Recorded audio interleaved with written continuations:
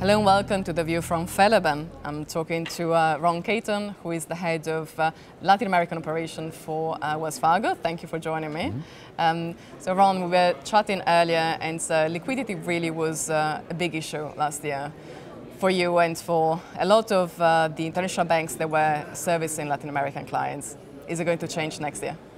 Well, we hope so, because across the emerging markets we've seen slower growth, and that's resulted in higher liquidity among the banks, and that's certainly the case in Latin America. So the banks are holding a lot more liquidity, a lot more deposits, and they of course would like to be lending more. So with economies growing more next year, hopefully our bank customers will be able to lend more, and of course when they lend more, it's more demand for us as well. So hopefully we're going to have positive news coming out of two major economies in the region, Brazil and Argentina. I'm sure that you're pretty happy about that. Well, we do feel bullish about both Brazil and Argentina. In the case of Brazil, we believe that the economy has bottomed out, and we will see GDP growth next year in Brazil. And Brazil is the largest economy in Latin America by a wide margin, so that has a lot of bearing on the overall growth of Latin America. In the case of Argentina, which is the third largest GDP in Latin America, specifically if you exclude Venezuela. It's hard to kind of measure where Venezuela is on GDP.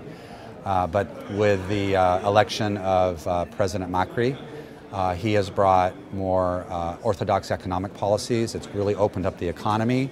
There's more foreign investment coming in. And the midterm elections were just held in Argentina, so that was a confirmation of his policies, because the coalition that supports Macri was elected as a majority in the midterm elections, so that's also very positive. Yeah. So do you think we're going to get some other positive surprises coming out of the region, perhaps from some other markets that tend to be maybe overlooked? Yeah, I guess along the lines of Argentina, we have a similar situation happening in Ecuador. So there's a new president in Ecuador, and even though he's from the party of the former populist president, who wasn't really as friendly towards business, this new president has been much more friendly towards business and the banks, and so far it's been very positive. So, and Ecuador is coming out of recession from this year and last year. So hopefully that'll result in economic growth, but at the very least, I think there's a lot more business confidence now in Ecuador because of the policies of this new president.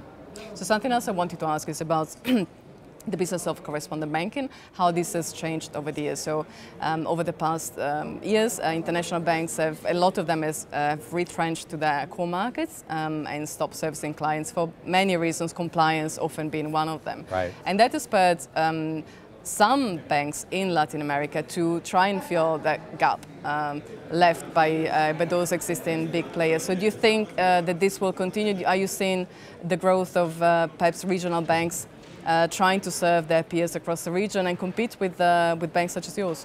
I think that, well, for correspondent banking, when it comes to US dollar services, it would be hard for say a Latin America regional player to do much meaningful. They would still have to have a correspondent. So one of the things that we have sometimes talked about is perhaps we would have a bank in a country who we really feel comfortable with their compliance program, and we would be okay if they provided services to other banks in their country. We call that downstream activity. You know, generally we're very cautious about downstream activity, but if we had a bank where we really felt good about their compliance program and how they then applied that compliance program to other banks, we could look at that, and that would be a way for, say, a smaller bank who maybe doesn't have access to US dollar services to get it through another bank, a larger bank in their country, and we would be providing the service to that large bank, who would then downstream the services. So, and that could happen with large economies, but also with new economies that are becoming more interesting, such as perhaps Ecuador.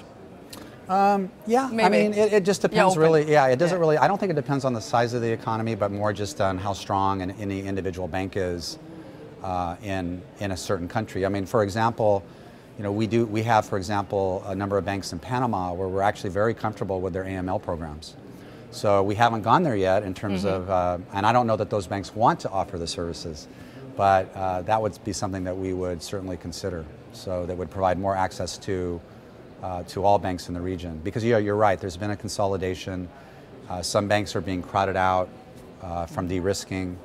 The U.S. regulators have been concerned about that. We sometimes we've convened meetings with the Treasury, U.S. Treasury, to talk about de-risking. So there's those types of solutions that could occur.